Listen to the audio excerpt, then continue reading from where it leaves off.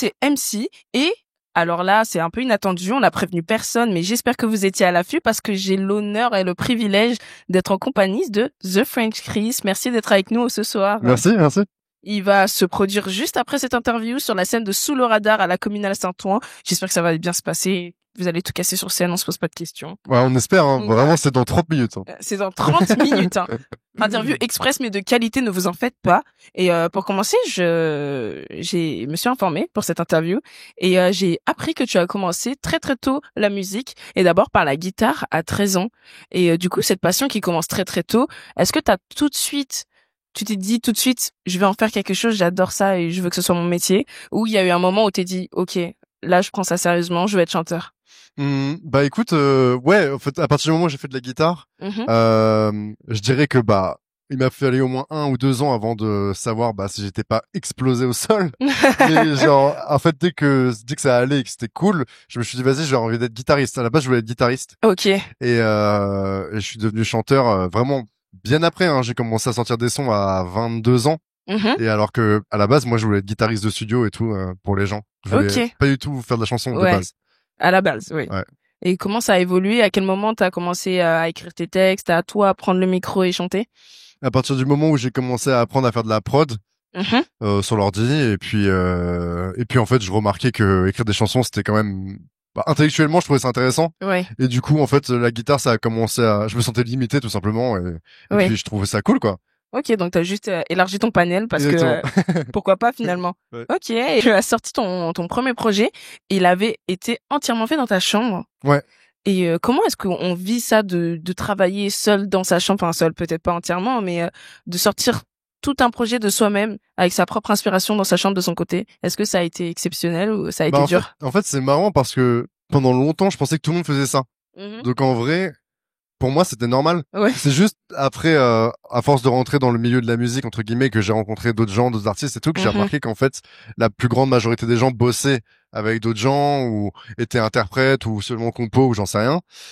Là, j'ai compris que c'était différent. Mais pour moi, tous les mecs faisaient du son dans leur chambre parce que je me disais, mais comment tu fais sinon, tu vois? Oui. Parce que surtout que au début, tu dois payer des studios et tout. Pour moi, j'étais pas là-dedans, quoi. Moi, je voulais faire du son dans ma chambre.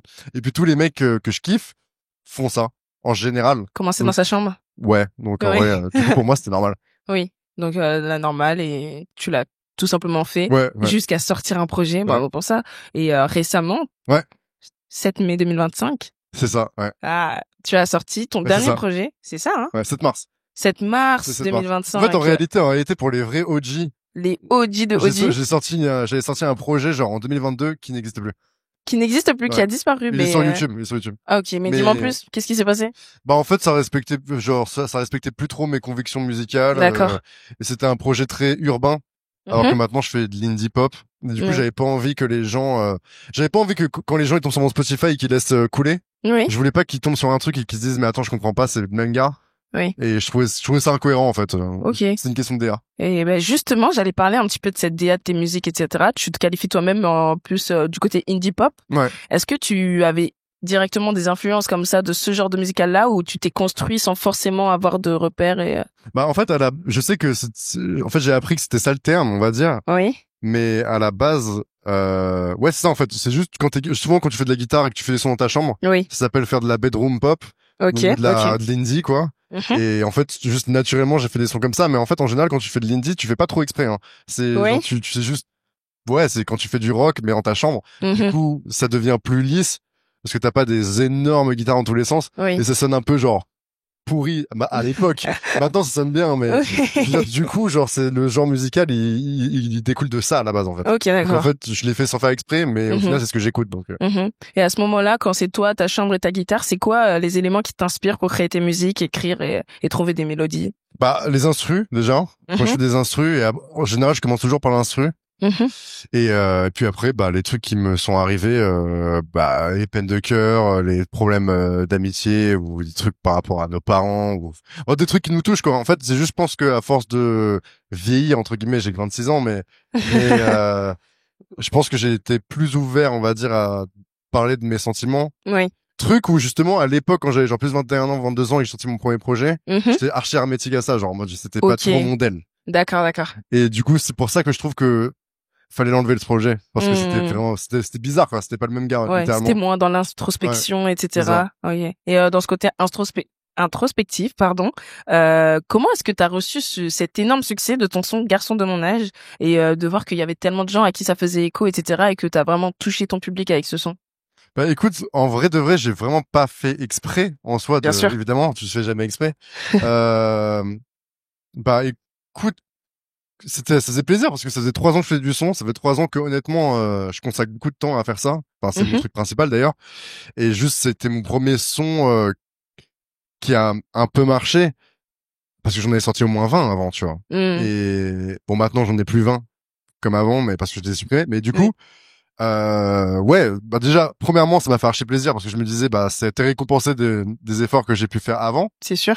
Et puis je sais pas, je me suis dit putain c'est un truc de ouf que ça touche les gens. Hmm. Et en fait même moi ça m'a aidé de choisir une direction un peu en fait je me suis dit c'est tellement cool que ce soit ce son là qui marche et pas un son pourri parce qu'il y a plein de mecs qui sortent des sons et Mhm. genre souvent le son qui marche le mieux c'est celui qu'ils aiment pas trop et tout. Exact. Et là je me suis dit putain c'est cool parce que ce son je le kiffe et c'est celui qui Mhm. marche et du Hmm. coup genre j'ai pas le seum de continuer dans cette DA, tu vois ce que je veux dire? Oui, oui, complètement. Et du coup bah voilà en fait je kiffe que ce truc ait marché, je trouve ça incroyable que ça touche des gens Hmm.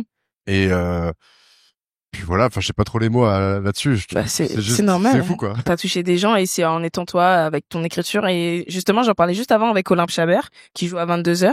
C'est que vos textes sont intimes et je trouve que passer le stade de le sortir et de le jouer sur scène, etc., c'est Mhm. dingue.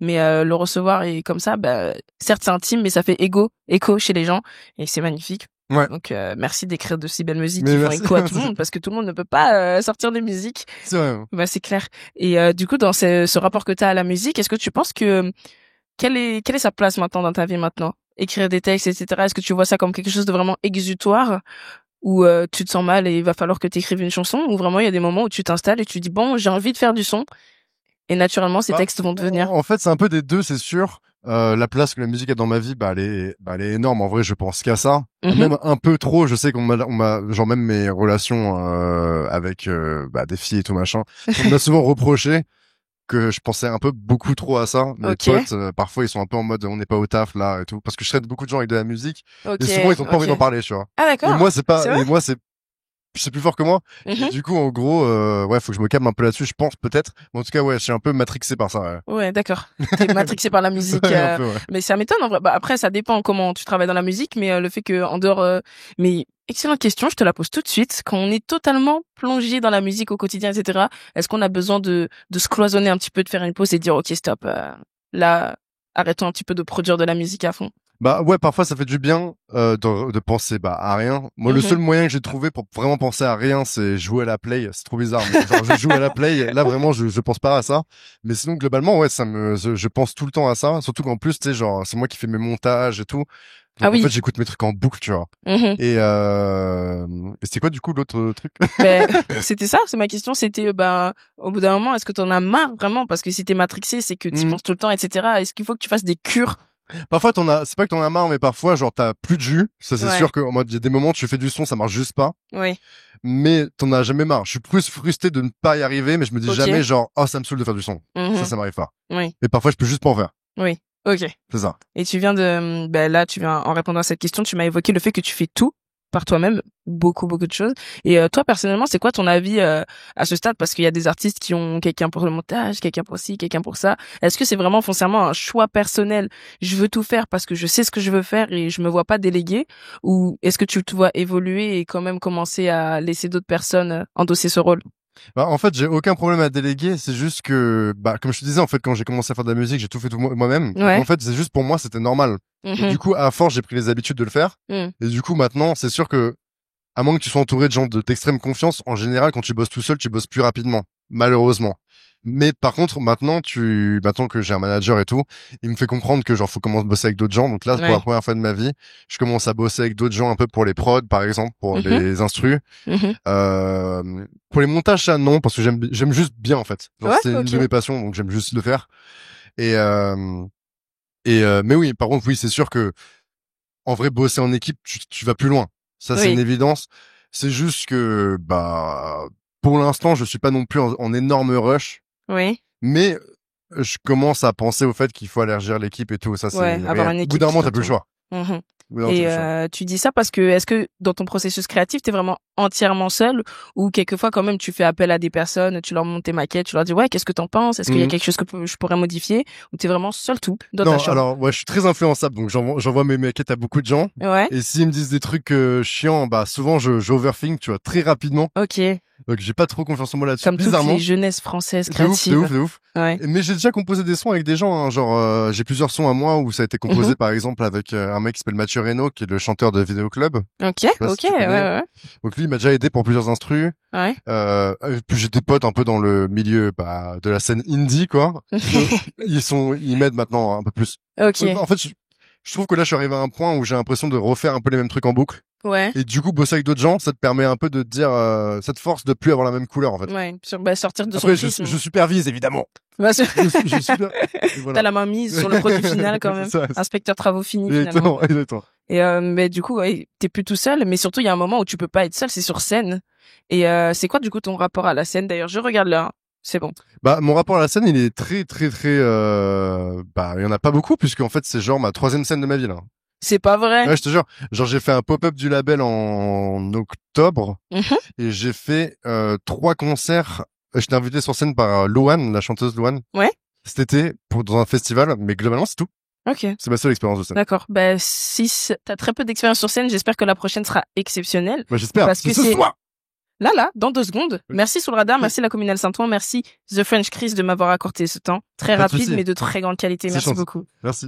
Et restez branchés, le live n'est pas fini. Merci la Communale, merci Chris. Allez streamer sur les plateformes parce qu'on n'en fait jamais assez. Ouais, merci. Toujours trop.